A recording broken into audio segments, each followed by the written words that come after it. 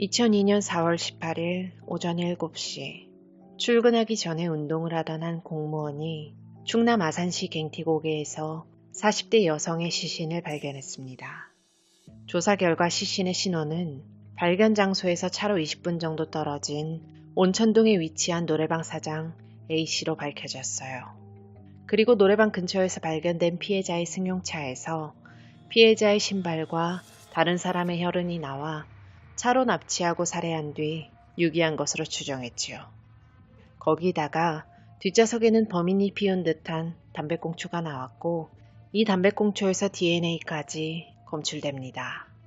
이에 경찰은 원한 지정 등을 염두에 두고 A씨의 동선을 추적했는데요.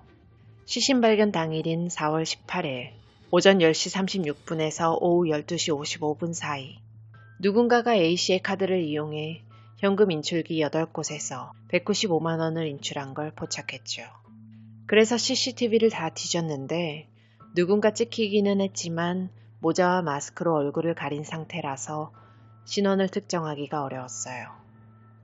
수사팀은 아산, 청주, 대전, 무주의 동선을 거쳐가면서 피해자의 신용카드로 현금을 수차례 인출했다는 점에서 대전 톨게이트를 반드시 거쳤을 것이라고 판단하고 해당 시간에 대전 톨게이트를 거쳐간 62장의 통행권을 모두 수거해서 지문을 감식합니다. 62장 중 58장은 지문이 남아있어서 해당 지문 주인에 대한 수사를 진행했지만 확실한 용의점을 가진 인물들이 없었어요. 그리고 나머지 4장은 쪽지문이라 정확한 감식이 불가능했죠.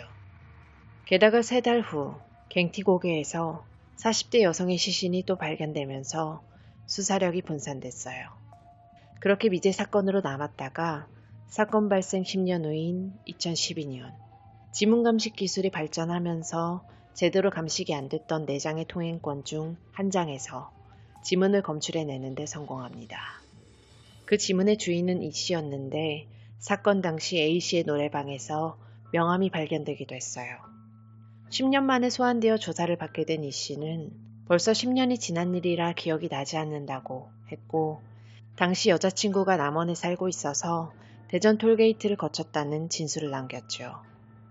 그리고 E씨가 조사를 받다가 중간에 담배를 피웠었는데요. 그 꽁초를 수거해서 DNA 감식을 맡겨봤지만 2002년 승용차에서 발견된 담배꽁초에서 나온 DNA와는 일치하지 않는다는 결과를 통보받았어요. 그래서 E씨는 용의선상에서 배제됩니다. 이번에도 사건은 제대로 해결되지 못한 채 미궁 속으로 빠지게 됐어요. 그렇게 15년이 흘렀죠. 그리고 2017년 1월 11일 충청남도 경찰청 프로파일러 등 5개의 지방청 소속 프로파일러 8명으로 꾸려진 합동 미제 사건 수사팀은 2박 3일간 갱티고개 사건 수사기로 4,300쪽을 해체하고 사건을 처음부터 다시 구성한 프로파일링 보고서를 작성합니다. 공소시효를 폐지한 태안이법이 재수사에 시동을 건 거예요.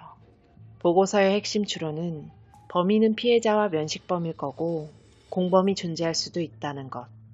그리고 계획적으로 흉기를 준비했을 거고 원한 치정보다는 금품을 빼앗기 위한 단순 강도라는 것과 차 안에 피해자 혈흔이 없던 점으로 미뤄 살해 장소는 갱티고개로 추정이 됐지요. 그렇다면 운전과 동시에 피해자를 제압하기 위해서 범인은 최소 2명 이상이어야 했습니다.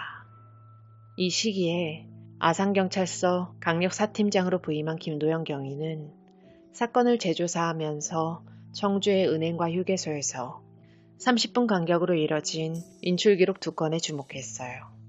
청주에서 고등학교를 다녀서 청주에 대해 빠삭했던 김경희는 해당 은행에서 휴게소까지 30분 안에 도착하려면 청주 톨게이트를 거쳐야만 가능하다는 가정을 세웠고 그렇게 추측한 경로를 따라 차를 몰고 직접 현금 인출까지 해보면서 범인이 청주 톨게이트와 대전 톨게이트를 거쳐갔을 시간을 추정합니다. 이 추정 시간과 맞춰본 결과 사건 당시에 대전 톨게이트를 거쳐간 62장의 통행권 중에 청주 톨게이트에 진입한 시간이 정확히 일치하면서 대전 톨게이트에 진입한 시간과는 1분의 오차가 있었던 단 1장의 통행권을 찾아냈어요. 그 통행권의 주인은 바로 2012년 소환돼서 조사를 받았던 이 씨였습니다. 당시 DNA 불일치에 대해 고민하던 수사팀은 공범이 있을 수도 있다는 가능성을 열어두고 이 씨의 전과 기록에 주목했죠. 이 씨는 이미 미성년자 시절 공범 2명과 함께 손님으로 위장해서 택시를 상대로 강도 행각을 벌인 전력이 있었고 사건 당시에는 아산 갱티고개 인근에 거주하고 있었어요. 하지만 2012년에 조사를 받고 5년이 지난 사이 이 씨는 어디론가 사라졌죠. 이 씨의 마지막 전입신고 기록에 남아있는 전화번호도 이 씨가 아닌 다른 여성의 명의로 되어 있었습니다. 여기서 수사팀은 해당 번호를 저장하고 카톡 친구로 확인해보는 기지를 발휘합니다. 카톡 친구로 뜬 프로필 사진과 이름은 수사팀이 찾고 있던 이 씨가 맞았어요. 이에 위치 추적을 해본 결과 이 씨는 아산에 있는 것으로 확인됐죠. 본인 명의의 주소지와 전화까지 없애버린 이 씨는 아산에서 성인 오락실을 개업한 지 얼마 안 되는 시점이었어요. 그때 형사들이 체포하려고 성인 오락실을 찾아갔는데 이 씨는 형사들이 성인 오락실 단속 나온 거라고 착각하고 여유를 부렸습니다. 그러다가 강도살인 혐의로 체포한다는 얘기를 듣자마자 화들짝 놀랐죠. 형사들의 7시간에 걸친 추궁 끝에 공범의 존재를 인정하기는 했지만 자신은 시키는 대로 시신만 운반했을 뿐이라며 A씨를 살해한 건 공범이 한 거라고 떠넘겼어요. 이때 E씨가 지목한 공범은 회사 후배이자 당시 불법 체류자였던 조선족 최씨였습니다.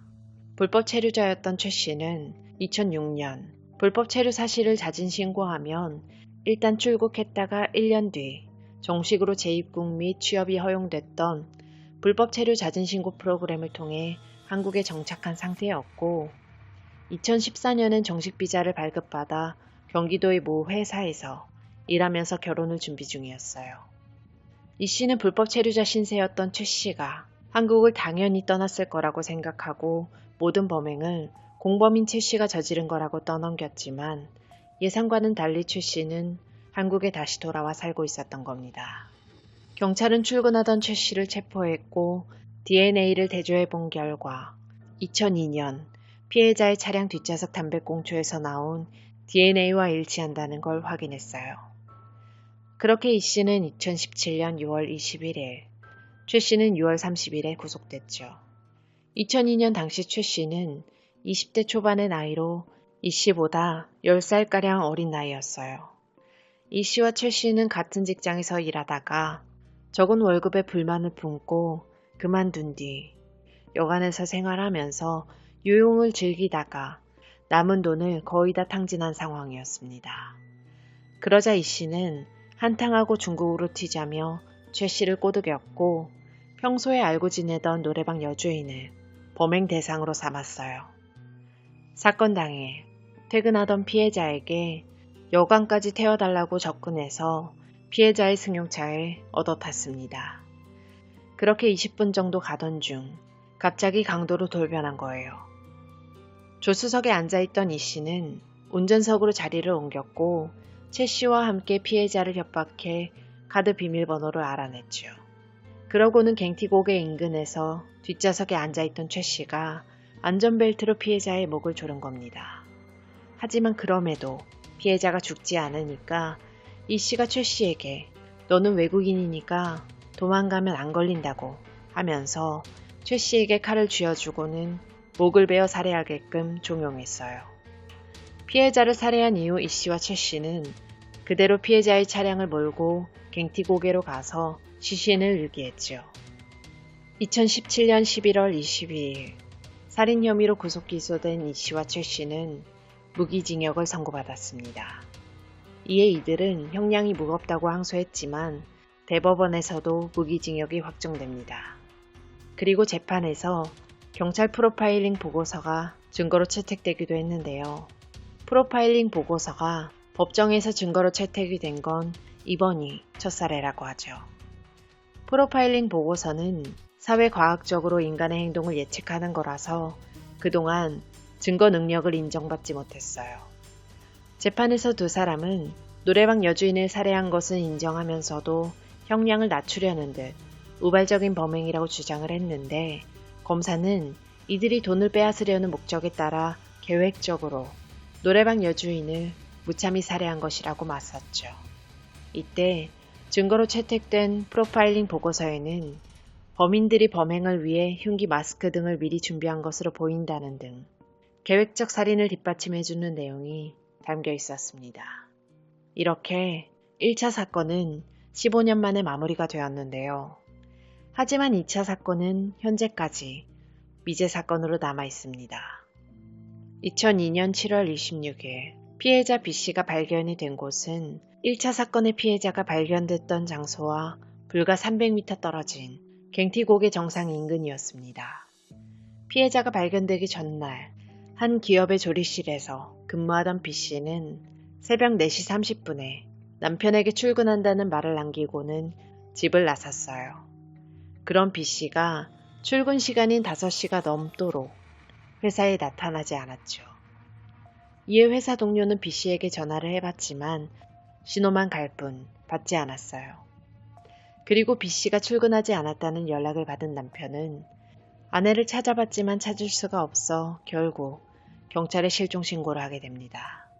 다음날 7월 26일 남편은 갱티고개로 오라는 경찰서에 연락을 받았어요.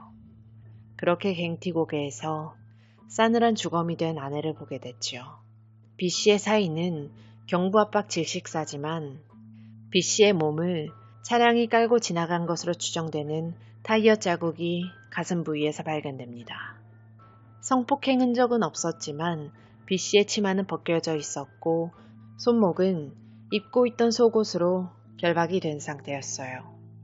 이에 경찰은 비면식범의 소행으로 보고 B씨가 출근하던 길에 납치되었을 거라고 추정했지만 해당 위치에는 CCTV가 없었기 때문에 추측만 할 뿐이었죠.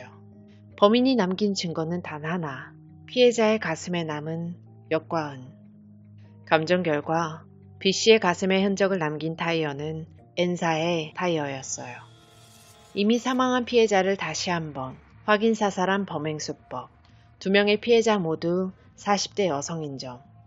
피해자가 새벽 시간대에 온양온천역 근처에서 납치되었다는 공통점과 시체가 유기된 갱티고개라는 장소의 특수성을 고려해서 경찰은 4월에 발생한 사건과 동일한 범인의 연쇄범행으로 보고 수사에 착수했죠.